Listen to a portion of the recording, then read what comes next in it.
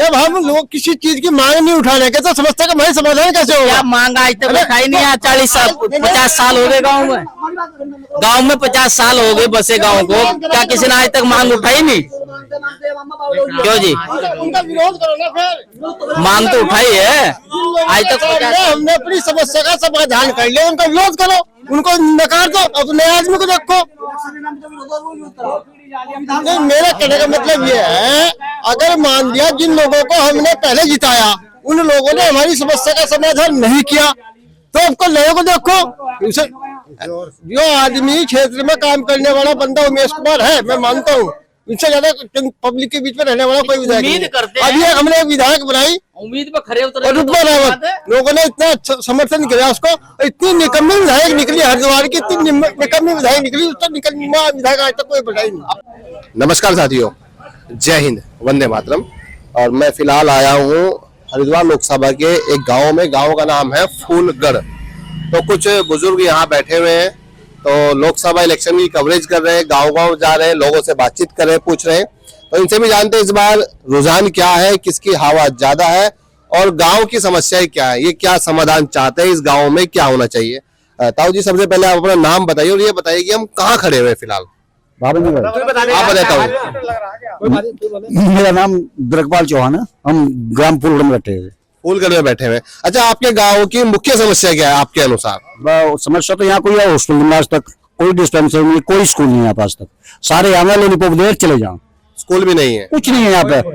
सारे आवेंगे जब 4 में, अब चलेगा जुलाई तक आएंगे, 8 जुलाई के बाद जून तक, और जून के बाद यहाँ कोई नहीं आने का, कुछ नहीं पूछने का। रही सड़कें पड़ के 2-4 कट्टे डाल तो अब कहाँ लगाओगे? तो लेगा ये तो लगाने ही लगाने हैं, कहाँ से लगाऊंगे? अच्छा, आपके गाँव की आबादी कितनी होगी आपके अनुसार? ऑर्डर आबादी तो लगभग ऐसी होगी 7,000 के लगभग, 8,000 के लगभग। इतने बड़े गांव में कोई विद्यालय नहीं है? वोट है यहाँ लगभग समथिंग 2-3 हजार वोट है यहाँ से। आबादी तो यहाँ की 6-7 हजार लोग होंगे, बच्चे पॉपुलेशन तो यहाँ की। तो बच्चे पढ़ने के लिए कहाँ जाते हैं? सुल्तानपुर जाते हैं। जी हाँ, लक्सर जाते हैं। जी हरिद्वार। कभी किसी नेताओं को इस बारे में अवगत कराया? आप लोगों ने बताया कि स्कूल में विद्यालय नहीं है। बहुत लोगों का, मतलब जो हमारे यहाँ से सबको कहा, कोई कह जा करते कुछ नहीं है, कह रहा है चाहे किसी भी पार्टी का क्यों ना हो, सब आश्वासन दे के जहाँ करना है, किसी कुछ नहीं। स्कूल बनाने में दिक्कत क्या आ रही है? ये तो बहुत ही बड़ा अचरज का सवाल है। आप मैं बता रहा हूँ सरकार, यहाँ स्कूल ये कहे जमीन, यहाँ मेरा जिस जमीन पर मैं बैठा, यहाँ इस जमीन पर भी मेरा मौलिक अधिकार नहीं है। ये राजस्थान के हाई कोर्ट में इसका मामला चल रहा है, जमीन का श्रेणी 6 की जमीन है यो। इसका आज तक इस जमीन का भी निस्तारण नहीं हुआ, सारी जमीन सरकार के मातहत है हो। अगर वो चाहे तो 1 मिनट में जहां मर्जी वो स्कूल हॉस्पिटल वहां खड़ा कर दे, क्योंकि सारी जमीन सरकार की। यहाँ हमारी जमीन है ही नहीं कुछ भी, हमें यहाँ अधिकारी ने कुछ भी मारा। हम जब यहाँ हमारे से वो रसीद तक ही नहीं कट रही हमारी यहाँ जमीन की, बाकी तक नहीं जाती। हमारा क्या है, यहाँ कुछ भी नहीं है हमारा। तो सब जमीन यहाँ सरकार की, हम सरकार के जंगल में पड़े, हम सरकार की जमीन, हमारे यहाँ कोई अधिकार नहीं, हम अपना घर नहीं बेच सकते, हम अपनी जमीन भी बेच सकते, हमारे यहाँ कुछ है ही नहीं। दोस्तों, आपको बताना चाहूंगा जनपद हरिद्वार के इस हरिद्वार लोकसभा क्षेत्र में फूलगढ़ गांव में खड़े इन भाई साहब ने बताया लगभग 7,000 की आबादी है, 3,000 का यहाँ पोलिंग है। और बेहद ही अचरज की बात तो ये है कि इस गांव में कोई विद्यालय नहीं है। और अच्छा, एक बात जानना चाहूंगा, गांव में शराब का ठेका है? जी नहीं, चले वो भी नहीं है, बहुत बढ़िया बात है। तो और क्योंकि हमने अक्सर देखा है कि गाँव में विद्यालय हो या ना हो, पर दारू का ठेका जरूर मिल जाता है। जी कोई ठेका नहीं यहाँ पर, कोई ठेका नहीं है। तो जो फिलहाल लोकसभा इलेक्शन आ रहे हैं, 2-3 महीने बाद चुनाव होने वाले हैं, और जो नेता लोग आएंगे, आप उनसे क्या उम्मीद करते हैं, क्या चाहते हैं आप लोग? क्या आपका समाधान होना चाहिए, क्या समस्या है? समाधान तो ये, जिस सरकारी जंगल पड़ा सारी सरकारी जमीन है, स्कूल बना दे यहाँ से, एक ज्यादा भी नहीं तो जूनियर तो बनाई दे। और ये जो जमीनों का झगड़ा चल रहा है, इसका निस्तारण सरकार करवा दे। सबसे बड़ा मेन जंगल का झगड़ा चल रहा है, उसका निस्तारण गवर्नमेंट करवा ले। सारी राज्य सरकार की जमीन है यहाँ से, और एक छोटा मोटा उपचार केंद्र बना दे दवाइयों का। ब्लॉक भादराबाद का सब पहला ग्राम है। भाई साहब, क्या कहें आप युवा होने के नाते, आप क्या कहना चाहेंगे? ब्लॉक भादराबाद का एक ऐसा मात्र एक गांव है जिसमें कोई प्राइमरी स्कूल, जूनियर या कोई स्कूल नहीं है। भादराबाद क्या, हमारे हिसाब से तो शायद इतना बड़ा गांव जहां आबादी इतनी ज्यादा हो, स्कूल हर गांव में, चाहे छोटा गांव हो या कहीं ना कहीं मिल ही जाता है, पर आपके गांव में स्कूल ना होना बेहद अचरज का सवाल है। जी। और कभी नेताओं से इस बारे में आपने मांग की, बातचीत की कभी कोई आपने?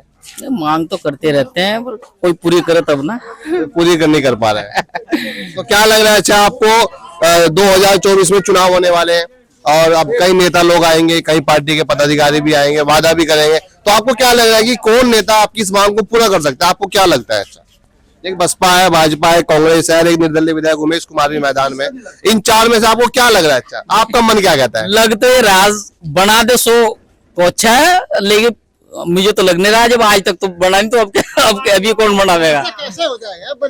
जब हम लोग किसी चीज की मांग नहीं उठाने के तो समस्या का भाई समाधान कैसे होगा? क्या मांग आज तक रखा ही नहीं है? 40 साल 50 साल हो गए गांव में 50 साल हो गए बसे गांव को, क्या किसी ने आज तक मांग उठाई नहीं? क्यों जी? उनका विरोध करो ना फिर। मांग तो उठाई है आज तक। हमने अपनी समस्या का समाधान कर लिया, उनका विरोध करो, उनको नकार दो, अब नए आदमी को देखो।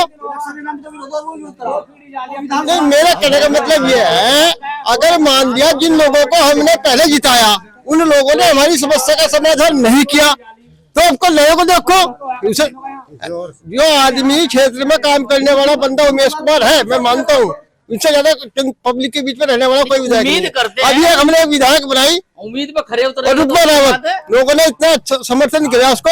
इतनी निकम्मी विधायक निकली हरिद्वार की, इतनी निकम्मी विधायक निकली, उसका निकम्मा विधायक आज तक कोई बढ़ाई नहीं। आपकी विधानसभा कौन सी है भाई साहब? विधानसभा कौन सी है आपकी? हरिद्वार ग्रामीण। आपके यहाँ विधायक तो हरीश रावत जी की पुत्री है, अनुपमा रावत जी। जिस दिन से बन के गई आज इधर को आकर ढंग का जगह फोन पे बात करे, बात सुनने को तैयार नहीं। अब उसका भी सुपड़ा साफ हो जाएगा, सुपड़ा साफ कर देंगे, साफ हो जाएगा। क्यों विकास कार्य नहीं कराया उन्होंने? कहा विकास कार्य? जब किसी से मिलने का तैयार नहीं, क्षेत्र में आने के लिए तैयार नहीं, तो उसको लोग वोट क्यों देंगे? जो क्षेत्र में पब्लिक के बीच में है उसे वोट क्यों देंगे? तो इस बार लोकसभा इलेक्शन में अगर रावत जी चुनाव लड़ते हैं, हरीश रावत जी, तो क्या रुझान रहेगा? रावत जी को हम आजमा चुके हैं एक बार, रावत जी को हम एक बार आजमा चुके हैं। हमसे वादा किया और जब सब जीत गए तो उसको गंगा जल हाथ में लेके कसम खाई कि मैं आपकी बात का समाधान, अब आपकी समस्या का समाधान करूंगा, और फिर मुकर गए। हरीश रावत भी निकम्मे हो चुके हैं। गंगा जल लेके कसम खाई हल्की पौड़ी पे, उसके बावजूद भी वो कार्य नहीं किया, उसका भी छोपड़ा साफ होगा। तो लोकसभा में इस बार किसका रुझान लग रहा है आपको अपने यहाँ? हमारा अधिकतर संख्या उमेश कुमार के साथ है। क्या कारण है ये भाई साहब की बात आप लोग सहमत है? ताऊ जी क्या कहना चाहेंगे आप? वैसे रिश्ते में मेरे मामा जो कह रहे हैं वो सही कह रहे हैं। ये बात मामा भांजे की आ गई है। कुछ कहना नहीं चाहेंगे जी? हम भाजपा कांग्रेस को देख चुके हैं, हमारी 55 साल की उम्र है, भाजपा कांग्रेस को देख चुके हैं। अब काम विधायक उमेश कुमार के साथ में। भाजपा कांग्रेस से आपकी नाराजगी क्या है? नाराजगी का कारण जानना चाहेंगे हम। जब इलेक्शन के टाइम पे आए तो हाथ जोड़ा, जब हम जाओ फिर हमें पहचानते भी नहीं।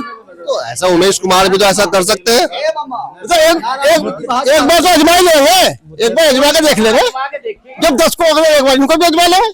क्या कहना चाहेंगे आप? क्या कहना चाहेंगे? ये बात से आप सहमत है? हम ये इस बात तो सहमत हैं, लेकिन सबसे मेन समस्या हमारे 7 गांव हैं जो 1953-54 में बाढ़ पीड़ित हुए, तहसील जानसठ और जिला मुजफ्फरनगर में। उनको यहाँ आबाद किया गया था। आबाद करने के बाद में प्रांतीय सरकार, केंद्र सरकार, किसी ने भी हमारी कोई सुध नहीं ली। आज तक हम ऑफिस के धक्के खाते फिर रहे हैं, न्यायालयों के धक्के खाते फिर रहे हैं, कोई भी समस्या का समाधान करने के लिए आगे नहीं आता। न हाई कोर्ट आता है, न सिविल कोर्ट आता है, न जिला प्रशासन कोई हमारी समस्या को लेकर के कोई सतर्क नहीं है। और यहाँ के जितने नेता हैं सब अपनी राजनीतिक रोटी सेक रहे हैं, हर आदमी को बेवकूफ बनाते हैं और अपना काम निकल जाते हैं तो अपने आश्रम में जाकर या अपने निवास पर जाकर बैठ जाते हैं। किसी भी आदमी की कोई समस्या सुनने के लिए ना बीजेपी ना कांग्रेस कोई तैयार नहीं। इसलिए अब की जनता ने मन बनाया है कि किसी अन्य ऐसे व्यक्ति को नियुक्त करने का निर्णय ले चुके हैं ताकि वो हमारे क्षेत्र में, हमारे जिले में, हमारे हर गांव में जा करके इन लोगों की समस्या को देखें और इनकी समस्या का समाधान किया जाए। तो बहुत बढ़िया, बहुत गंभीर बात कही भाई साहब ने। तो आपको ऐसा कौन व्यक्ति नजर आ रहा है फिलहाल के इस माहौल में, इस वातावरण में, या कौन पार्टी आपको ऐसी लगी जो आपकी समस्या का समाधान कर सकती है? हमारी समस्या का समाधान करने के लिए कम से कम हमने जो अपने दिमाग में पूरे विधानसभा कानपुर के जो विधायक हैं उमेश कुमार जी, उनके एक चर्चा है कि वो गरीब जनता, आम जन, महिला हो, बच्चे हों, सभी की समस्या को बहुत गहनता पूर्वक सुनते हैं और उस पर विचार करते हैं, उसका समाधान करने का प्रयास करते हैं, प्रयास भी करते हैं और कराते भी हैं। इसलिए हम कम से कम ज्यादा भी तो 100% ये उम्मीद रखते हैं कि हरिद्वार लोकसभा से हमारे उमेश कुमार जी सफल हों। अनुपमा रावत जी आपके क्षेत्र के विधायक है, वो कह रहे हैं कि बहुत विकास कार्य करा रहे हैं। अनुपमा रावत जी हमारे क्षेत्र की विधायक हैं, लेकिन विधायक होने के नाम पर नामो निशान ही है। बाकी आज तक जिस दिन से विधानसभा चुनाव लड़ा है, किसी भी क्षेत्र की समस्या, किसी आदमी की समस्या, कोई ऐसा खास विकास भी नहीं है। कोई अधिकारी उनकी बात को मानने के लिए तैयार नहीं है, ना ब्लॉक में मानते हैं न जिले पर मानते हैं। तो ऐसे विधायक की हमें जरूरत नहीं है। उसके बाद तो अधिकारी किसकी बात मानते हैं इनके अनुसार? आप जिताओ जी, अधिकारी किसकी बात मान रहे हैं फिलहाल? किसका ज्यादा दबदबा सा लग रहा है आपको? वो तो उमेश कुमार जी को बोलते हैं। और जब मैं पैसे ले लूंगा ना किसी अधिकारी से, मैं मान निकाल रहा तो मेरी बात मानने का वो ठीक है। उन्हें दबदबा उसे होगा जो निष्पक्ष बात करेगा, और यहाँ कोई भी नेता उत्तराखंड में तो ऐसा है नहीं जो निष्पक्ष बात करता हो। जो निष्पक्ष बात करता हूँ, तो कौन नेता निष्पक्ष बात कर रहा है आपके साथ? बस अभी चुनाव मान दो, अभी बताऊंगे। अभी बहुत सारे नेता होंगे, नए निकल के होंगे, वक्त बताओगा कौन होगा। और हम तो एक ही बात करते हैं पत्रकार बंधुओं से, आप 14 में सबसे पहला मामला हमारा इस जंगल का समाधान, इस संशोधन वाले 1992 से आज तक ये लोग बर्बाद हो गए। एक दूसरे को एक दूसरा मार रहा, मेरी जमीन आपकी जमीन मेरे पे, ऐसे हो रहा। तो अगर 14 आस्थान आप इस दुनिया का सबसे ज्यादा रिक्वेस्ट हमारी इस काम पर कि जमीनों का जो झगड़ा चल रहा, हाई कोर्ट सुप्रीम कोर्ट भागे लोग, इसका निवारण करा जाए। सिर्फ 2 विधायक ऐसे हुए जब यूपी का शासन, यूपी था राज्य, रामजस और महावीर सिंह राणा, 2 विधायक ऐसे हुए जिन्होंने विधानसभा में हमारा ये प्रश्न उठाया इन सत्तों गाँव का। लेकिन आज तक कोई विधायक विधानसभा में भी इसका प्रश्न उठाने के लिए तैयार नहीं है। मामला क्या है ये आपका जमीन वाला मामला? थोड़ा आप बताना चाहेंगे, थोड़ा एक्सप्लेन कीजिए। सर हम 1953 के बाढ़ विस्थापित थे मुजफ्फरनगर के, मतलब वहाँ पे बाढ़ आती थी। तो हमने सरकार ने हमको यहाँ बसाया था, शासनादेश के तहत हमको यहाँ बसा गया और ये कहा गया था जितनी जमीन जिसकी उधर होगी उतनी जमीन यहाँ पत्रकार में दे दी जाएगी।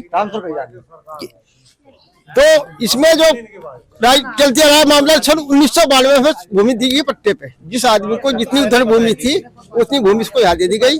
लेकिन हमें ना आज तक जो है भूमि धरी हकूक नहीं मिले, मामला न्यायालय में चल रहा। हम इस लोग बहुत परेशान हो रहे इस बात से। तो आपकी समस्या का समाधान आपसे आना चाहेंगे, थोड़ा आप आगे आ जाइए। आपको क्या लग रहा है अभी तक इस लोकसभा में हवा किसकी चली ज्यादा? और जो गांव की समस्या बताई, विद्यालय की समस्या है, जमीन की समस्या है, इन समस्याओं से आपको निस्तारण कौन दिला सकता है?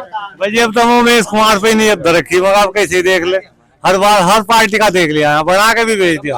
अनुपमा बना दी थी वो, अनुपमा नहीं, अनुपमा वो भी आज तक यहाँ भी ना घूमने भी नहीं आई। अनुपमा रावत वो तो हरीश रावत जी की पुत्री है, अनुभव भी है उनके पास। और काम हरीश रावत को तो जब मुख्यमंत्री बनाना इन लोगों ने कसम खाई थी उसने, और आज तक नहीं इनका विस्तारण होया।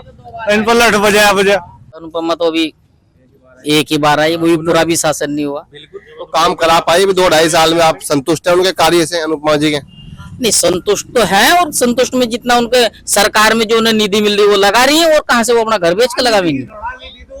क्यों जी? जो निधि क्या कह रहे भाई ये? हाँ जी जी। एक गहन समस्या और है हमारे जनपद हरिद्वार के हरिद्वार ग्रामीण क्षेत्र में। हरिद्वार ग्रामीण में जो है ग्राम सभा बाणगंगा नंबर 2, भोगपुर, टांडा और बिशनपुर कुंडी से लगा करके ग्राम हर्षवाला, दुआपुर, चमरावल, मैतोली वगैरह, इन गांवों में अवैध रूप से बहुत बड़ी मात्रा में जो भारतीय जनता पार्टी जो अवैध खनन करा रही है, इसमें बहुत काश्तकारों को बड़ी पीड़ा हो रही है। उस पीड़ा को देखते हुए जनपद के जिलाधिकारी और उप जिला अधिकारी सभी अधिकारियों को अवगत करा दिया गया है। और अवगत कराने के बाद में अवैध खनन पर कोई अंकुश लगाने के लिए तैयार नहीं है। जबकि हमारे 3 गांव, ग्राम टिकुल्ला, ग्राम धारीवाला, ग्राम हरचीवाला, जो 1953-54 की बाढ़ पीड़ितों की भूमि में जो 1992 में पट्टे आवंटित हुए थे, अवैध कब्जेदारों द्वारा उनको जबरदस्ती खुदवाया जा रहा है। बहुत बड़े बड़े तालाब हो गए। हम उनको क्या तारीख थी, 27 तारीख में रोकने के लिए गए तो उन लोगों ने हमारे ऊपर हमला कर दिया। हमला करने के बाद में उन्होंने अपनी थाना पत्री और चौकी फेरूपुर में प्राथमिकी दर्ज करा दी। और हमको किसी भी नेता द्वारा कोई लाइफ नहीं मिली। और पुलिस द्वारा जो आश्वासन दिया गया है वो ये बोल दिया गया है कि अवैध खनन की रिपोर्ट हम नहीं करेंगे। जिलाधिकारी से हमने कई प्रार्थना पत्र रिसीव कराए, उप जिलाधिकारी से भी कराए और एसएसपी महोदय से भी कराए, लेकिन किसी ने हमारी बात को कोई नहीं सुना। सबने नजरअंदाज कर दिया गया है। और हम जो है लोग इतने परेशान हो चुके हैं कि उसमें जो अधिकारी आते हैं उनको बहुत बड़े बड़े गड्ढे दिखाई देते हैं, लेकिन कोई समस्या का समाधान करने के लिए तैयार नहीं है। धन्यवाद। बहुत गंभीर समस्याएं नजर आ रही है आप लोगों की। और तो दोस्तों इनसे बातचीत की, कई लोगों से हमने बातचीत की है और फूलगढ़ गांव में खड़े हैं। और स्कूल की सबसे बड़ी समस्याएं जमीन के नाम को लेकर या जमीन की श्रेणी को लेकर गंभीर समस्याएं हैं। खनन को लेकर समस्याएं, गांव में विकास कार्य नहीं हो पा रहा है। जितने भी तमाम नेता बनाए हैं वोट के समय आते हैं, मीठी मीठी बातें करते हैं और इन भोली वाली जनता को लुभाकर या भोली वाली जनता को बेवकूफ बनाकर वोट लेकर चले जाते हैं। अब देखने वाला समय ये होगा कि 2024 में किसकी रण बनेगी, किसकी सरकार बनेगी, ये लोग किसका साथ देंगे। इसी तरह आपको हम हर गली, हर मोहल्ले, हर गाँव, हर शहर में जाकर लोगों से बातचीत करते रहेंगे। तब तक के लिए आप सभी को नमस्कार। जय हिंद, वंदे मातरम।